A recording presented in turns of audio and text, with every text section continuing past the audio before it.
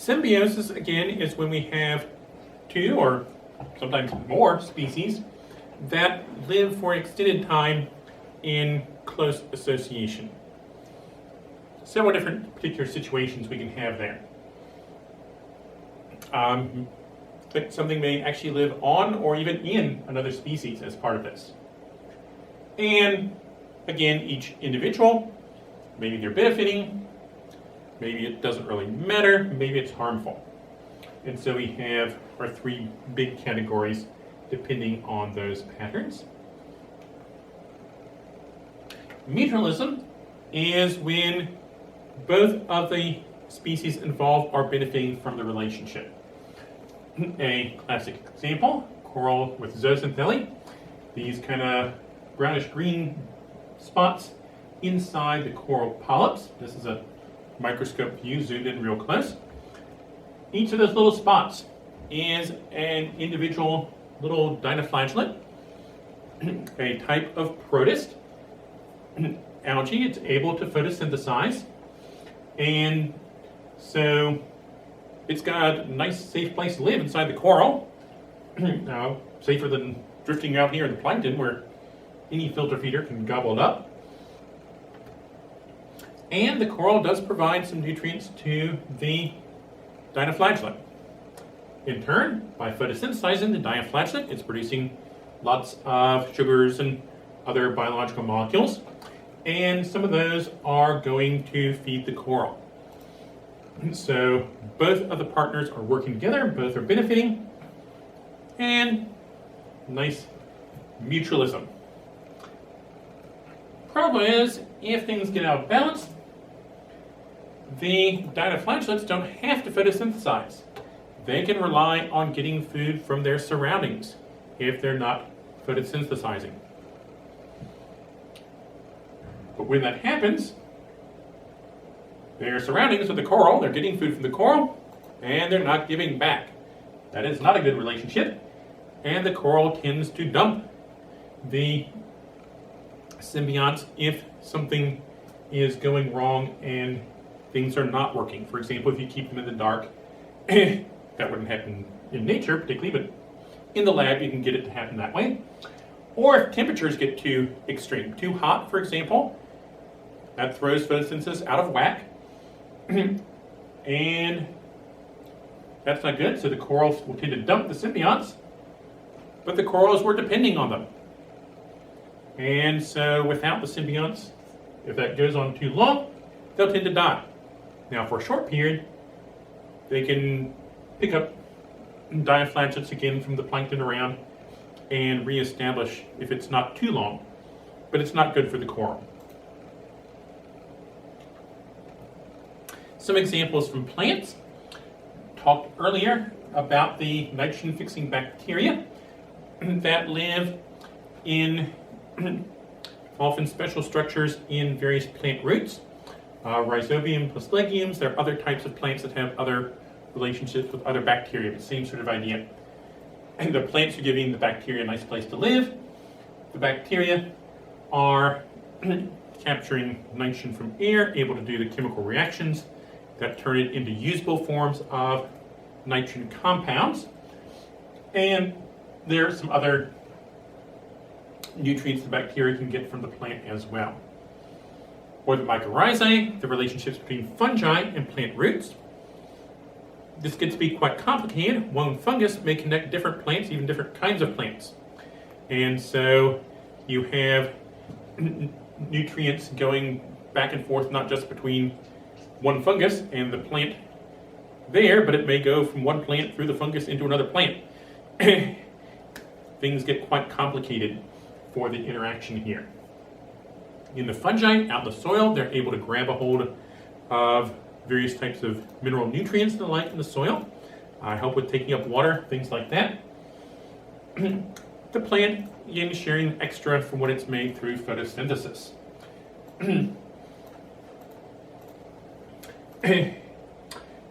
Now, this is one reason why, if you're trying to transplant a plant, you want to try to get a fair amount of soil around, not just kind of pick it up with the bare roots.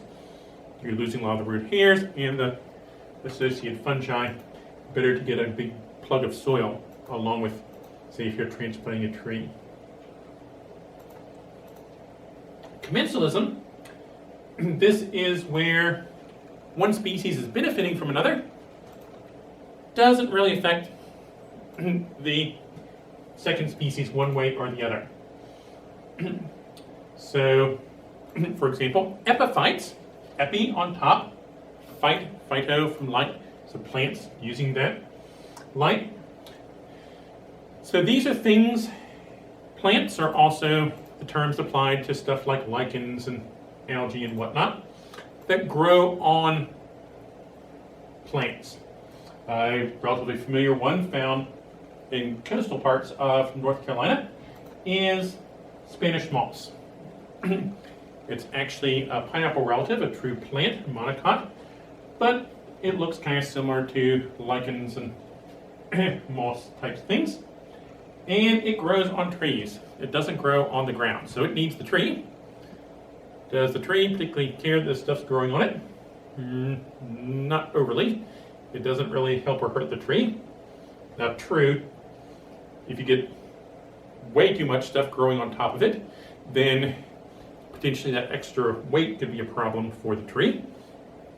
Or if they start to grow on top of the leaves or something like that. But overall, okay, there's something on the branch. Doesn't make much difference to the tree. Certainly smaller ones don't. By being up on the tree, epiphytes typically are getting somewhat more sunlight. They're catching rain before it gets down to the ground, so they're avoiding some of the competition. And the tree, well, it's just got some stuff on it. It doesn't really affect it one way or the other so much. Another well-documented example for commensalism, there's a type of marine worm, kind of plump sausage shape sort of thing, Ecology, so it's related to the segmented worms like an earthworm, but it is known as the fat innkeeper. Fat because it's shaped like a sausage, but innkeeper because these worms make burrows, and then lots of other things like to live in the burrow. There are small fish that will live in the burrow as a place to hide and hang out. There are clams, there are other worms that will live in their nice place. Harder for predators to find them, but because the innkeeper worm is pumping water through to have water to get oxygen from and to release its waste into, that's bringing the water past that the other worms and clams and things can use as well. So you've got lots of different types of things living in the worm burrows. A somewhat similar situation in sandier parts of Florida, southern Georgia, southern South Carolina, over to Alabama around. You have the gopher tortoise. They dig deep burrows into sandy soil, a nice deep hole that many other types of animals like to use as shelter as well. Parasitism is when one of the two symbionts is benefiting and the other is being harmed by this close association, typically because the parasite is actually to some degree feeding on the host. Now, of course, if you're living off of something else, you don't want to kill it because that's what you're depending on. So it generally wants to keep the host living, but it may weaken the host, making it more vulnerable to other pressures. Easier for a predator to catch, not as good a competitor, things like that. If it causes too much harm, we call it a pathogen, such as disease-causing microbes. There are quite a number of parasites known from humans, of course, some that very frequently target humans, some where humans are the primary host. But of course, given that we are humans, we pay quite a lot of attention to things affecting people. And so even if there's just kind of some weird random, somebody happened to pick up this parasite, but it's normally on totally different types of animals, well, there are quite a few examples of those known as well. Excuse me. Besides parasites, we do have commensals. For example, eyebrow mites. There are a couple of species of little tiny mites that will live typically in the base of the hole that your eyebrow hairs grow out of. Most people seem to have them, but they don't generally seem to have much effect on us. Potentially, if something goes wrong, it can lead to some skin problems, but mostly they're just hanging out there in your eyebrows as a commensal. We also have antagonistic interaction. A species can potentially have a negative effect on another, but not benefit itself. For example, here is poison ivy. 3 leaflets. Quite a common plant in our part of the world. And poison ivy, because when many people touch it, they get a bad allergic reaction. But it doesn't really help poison ivy. It's not as if we were going to go around eating random leaves we find in the woods.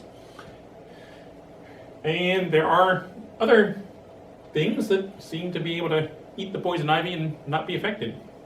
So exactly what the point is of making these chemicals, it's not entirely clear. Does it provide some protection for the poison ivy? We're not sure, but it causes problems for us.